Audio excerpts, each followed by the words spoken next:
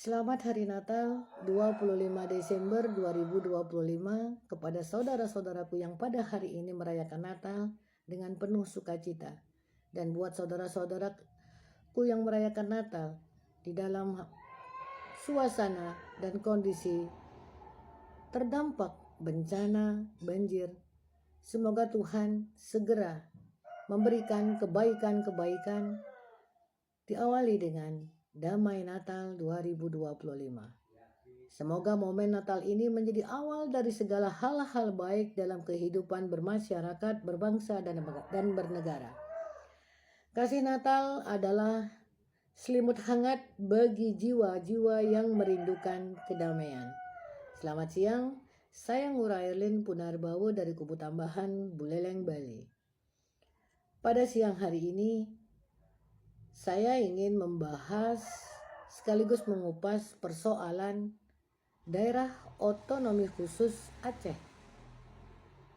Hal yang melatar belakangi saya ingin membahas sekaligus mengupas persoalan daerah otonomi khusus Aceh adalah beberapa hari berseliweran viti-viti di berbagai laman media sosial, entah di YouTube, Facebook, Instagram, ataupun TikTok. Banyak pernyataan-pernyataan yang ingin merdeka. Masyarakat Aceh katanya ingin merdeka dengan beramai-ramai mengibarkan bendera GAM.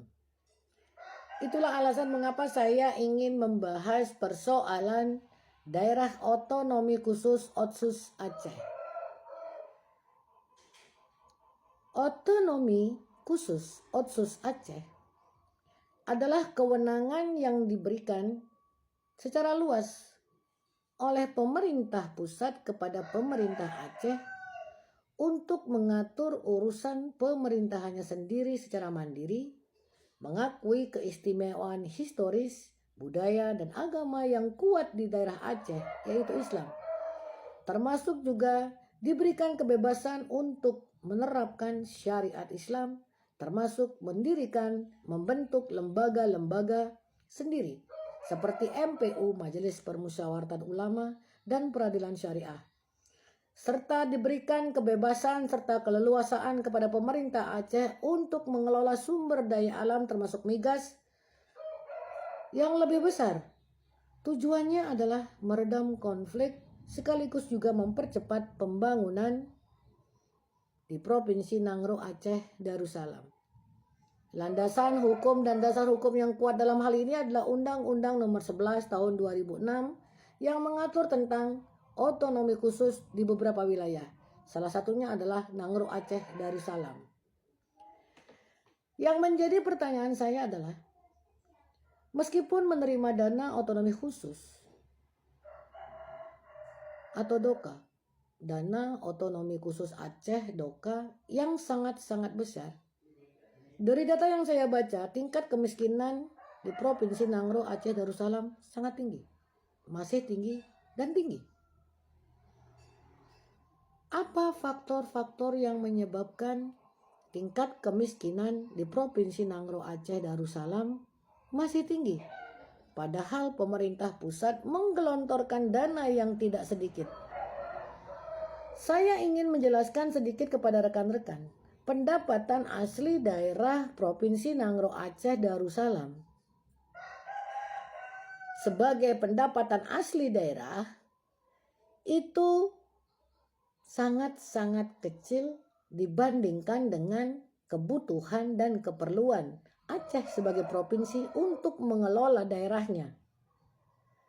Saya ingin memberikan gambaran sedikit. APBD Aceh adalah anggaran pendapatan dan belanja Aceh. Dari data yang saya baca, untuk tahun 2025 disahkan sebesar 11,07 triliun APBA dan diproyeksikan stabil di sekitar angka itu untuk 2026. Saya katakan APBD atau APBA Aceh tahun 2025 dan tahun 2026 berkisar antara 11,07 triliun. Dan pendapatan asli daerah PAD Provinsi Aceh mencapai 3,43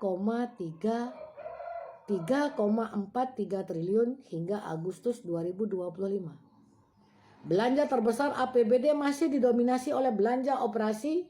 Penerimaan utamanya berasal dari dana transfer pusat, termasuk juga dana desa, dana alokasi khusus non-fisik, dengan Kemenku terus memantau kinerja realisasi serta isu-isu penting seperti tunjangan profesi guru. Saya mengatakan persoalan pendapatan asli daerah dengan kebutuhan anggaran pendapatan dan belanja daerah APBD atau APBA, anggaran pendapatan belanja Aceh 2025 dan 2026 berkisar di angka 11 triliun. Dan yang menjadi sumber pendapatan asli daerah Aceh hanya berkisar di titik 3,43 triliun. Kalau kemudian mengatakan ingin merdeka, Anda mengelola dengan dana APBD 3,43 triliun. Kebutuhan untuk operasional saja dan lain sebagainya dan belanja daerah 11 triliun. Sumber pendapatan untuk menutupi kebutuhan belanja operasional Provinsi Nangro Aceh Darussalam itu 11,07 triliun rupiah. APBA 2025 11,07 triliun. Proyeksi 2026 diperkirakan tetap di angka 10 triliun. Namun sebagian besar sudah teralokasi untuk 2025. Total pendapatan asli daerah Aceh 3,12 triliun. Dominasi dana untuk APBD Provinsi Nangro Aceh Darussalam, pendapatan utama berasal dari dana transfer pusat ke daerah TKD, termasuk dana desa dan DAK non-fisik. Belanja APBD, total belanja 19,29 triliun. Belanja operasional 14,27 triliun. Tunjangan provisi guru, pembayaran akan langsung dilakukan oleh pusat melalui KPPN. Pendapatan asli daerah Aceh dari data yang saya baca 3,43 triliun. Total belanja di tahun 2025 19,29 triliun. Belanja operasi dominan 14,27 triliun, 89% dari total belanja. Bisakah kalian menerjemahkan pendapatan asli daerah Provinsi Nangro Aceh Darussalam ada di titik 3,43 triliun, sedangkan kebutuhan untuk belanja daerah termasuk juga dana operasional pemerintahan itu senilai 19,29 triliun. Dan dari data yang saya baca juga, APBD Provinsi Nangro Aceh Darussalam sebagian besar bersumber dari transfer pusat. Pendapatan utama berasal dari dana transfer ke daerah TKD, transfer ke daerah TKD. Ada juga dari dana sistem bagi hasil sumber daya alam SBH SDA. Undang-undang otonomi khusus yang memberikan kewenangan kepada pemerintah Aceh untuk mengelola secara mandiri sistem pemerintahannya memiliki dasar hukum dan landasan hukum yang kuat, yaitu Undang-Undang Nomor 11 Tahun 2006. Memberikan kewenangan untuk mengelola pemerintahannya, membentuk lembaga-lembaga seperti Majelis Permusyawaratan Ulama, Peradilan Syariat, dan juga kewenangan yang luas untuk mengelola sumber daya alam migas, termasuk juga tata kelola hutan. Diberikan keleluasaan yang luas, seluas-luasnya oleh pemerintah pusat kepada pemerintah Aceh. Tujuan dari pemberian hak-hak istimewa ini adalah untuk meredam konflik. Yang kedua, untuk mensejahterakan masyarakat Aceh secara umum Sehingga di samping ada transfer ke daerah, dana transfer pusat ke daerah, ada juga dana operasi, dana otonomi khusus, dana otsus Aceh Doka yang nilainya triliunan. Mengapa tingkat kemiskinan masih banyak di Provinsi Nangro Aceh Darussalam? Ada tata kelola yang bermasalah, dan yang paling penting adalah pelaku-pelaku korup dari Umaro di Provinsi Nangro Aceh Darussalam. Ada 2 mantan gubernur Aceh yang kemudian terbukti bersalah dan telah mendapatkan vonis dari Majelis Hakim Pengadilan Tindak Pidana Korupsi. Yang pertama, mantan gubernur Abdullah Puteh divonis bersalah 10 tahun. Lalu Gubernur Irwandi Yusuf, yang sebelum menjadi gubernur Aceh, beliau adalah petinggi GAM Aceh, terbukti bersalah dan majelis hakim menjatuhkan vonis 7 tahun kepada Irwandi Yusuf. Kasus korupsi dana otonomi khusus.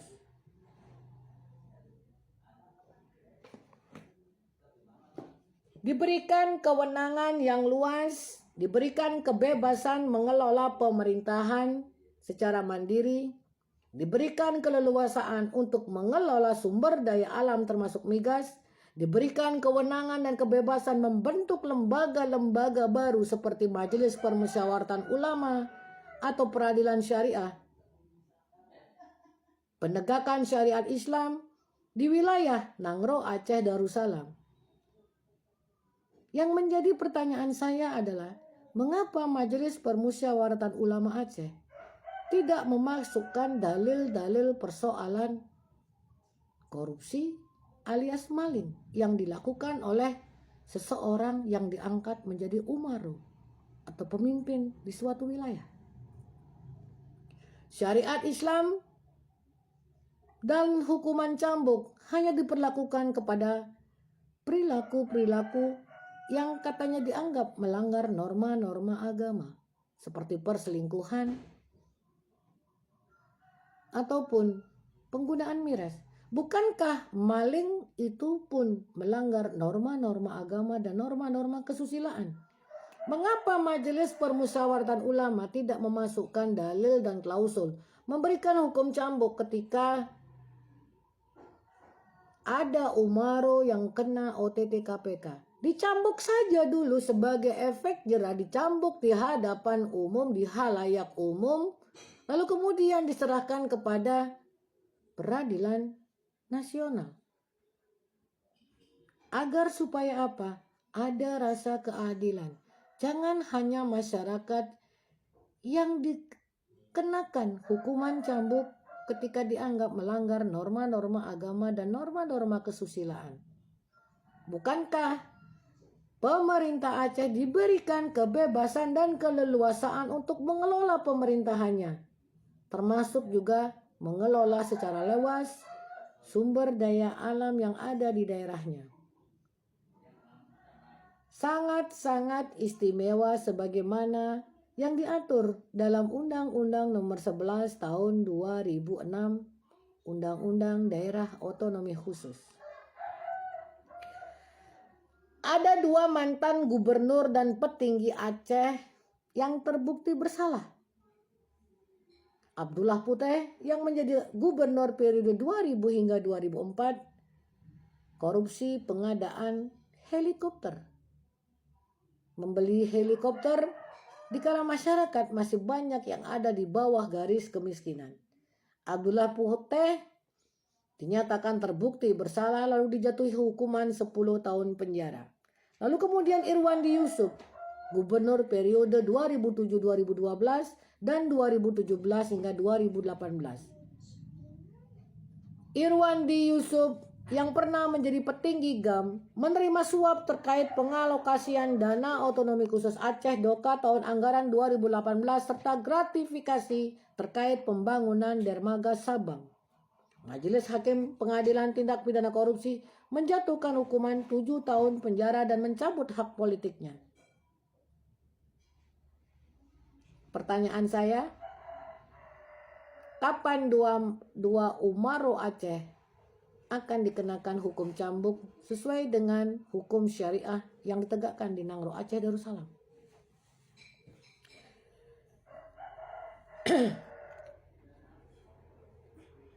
Saya jadi ingat statement dari senator, anggota Dewan Perwakilan Daerah Pemilihan Sumatera Barat, yang bicara tentang sumber daya alam kami diakui pusat, tetapi ketika di daerah terjadi bencana tidak ditetapkan sebagai bencana nasional. Pak Irman Gusman, saya tidak pernah percaya kalau Anda benar-benar tidak memahami regulasi perizinan, izin usaha pertambangan, izin usaha pertambangan rakyat, ataupun izin pengelolaan hutan dalam suatu wilayah atau daerah di wilayah Negara Kesatuan Republik Indonesia. Satu hal lagi, saya mengingatkan kepada Anda, Pak Irman Gusman, hanya sekedar mengingatkan Anda narapidana kasus korupsi, kasus suap, dan Anda kena OTT KPK tahun 2016. Sehingga Anda diberhentikan dengan tidak hormat sebagai Ketua DPD RI tahun 2016. Dan seiring berjalan waktu, Anda terbukti bersalah menerima suap persoalan pengadaan gula impor untuk daerah pemilihan Anda, Sumatera Barat. Anda terbukti menerima suap dari CPSB senilai 100 juta rupiah. Saya tidak takut mengatakan ini karena kasus Anda terbuka dan diumumkan. Dan Anda juga hak politik Anda dicabut. Saya sempat kaget ketika Anda kemudian diperkenalkan sebagai senator atau Dewan Perwakilan Daerah Pemilihan Sumatera Barat. Saya pikir hak politik dicabut selamanya, tetapi hanya menjadi masa jeda 5 tahun. Sehingga kini Anda bisa duduk lagi menjadi anggota DPD RI. Tetapi kasus Anda sebagai narapidana kasus korupsi tidak akan pernah hilang. Dan saya akan mengingatkan terus kepada Anda, Pak Irman Gusman, dan juga orang-orang yang selama ini bicara tentang sumber daya alam Aceh dan juga sumber daya alam di daerah-daerah lain, ya. Pengajuan awal persoalan izin usaha pertambangan atau izin tata kelola hutan semua memang didaftarkan pada sistem online single submission atau OSS untuk mendapatkan nomor induk berusaha. Persiapan dokumen, administrasi, surat permohonan, nomor induk berusaha, akte pendirian jika badan usaha, NPWP, susunan pengurus, data pemegang saham, surat pernyataan kesanggupan patuh lingkungan. Kemudian yang paling penting di sini adalah penerbitan izin usaha pertambangan, izin pertambangan rakyat. Gubernur, bupati, wali kota menerbitkan SK izin pertambangan. Prosedur tambahan untuk lokasi di kawasan hutan, izin pinjam pakai kawasan hutan. Bagaimana mungkin Anda mengatakan, Pak Irman Gusman, sumber daya alam kami diakui pusat, tetapi ketika di daerah ada bencana tidak ditetapkan sebagai bencana nasional? Apakah karena Anda lama dalam penjara, meskipun kemudian majelis Mahkamah Agung menyunat hukuman Anda dari 4,5 tahun menjadi 3 tahun, tapi tetap saja label Anda tercatat sebagai narapidana kasus korupsi, kena OTT KPK hanya karena uang 100 juta rupiah. Perizinan pengelolaan sumber daya alam migas, entah izin usaha pertambangan dan juga izin pinjam pakai kawasan hutan IPPKH, akan sangat-sangat memalukan ketika ada pejabat publik atau tokoh-tokoh politik, bahkan ada anggota DPR RI ataupun anggota DPD RI, sebut saja Irman Gusman, berbicara tentang sumber daya alam diakui pusat, tetapi ketika ada bencana di daerah tidak ditetapkan sebagai bencana nasional. Saya minta mereka untuk kembali membaca tentang undang-undang ataupun juga membaca tentang prosedur dan regulasi pengajuan izin. Prosesnya bertahap dari meminta nomor induk berusaha, kemudian pengajuan IUP-IPRD itu berkaitan erat dengan rekomendasi dan data dari pemerintahan provinsi atau dan kabupaten kota.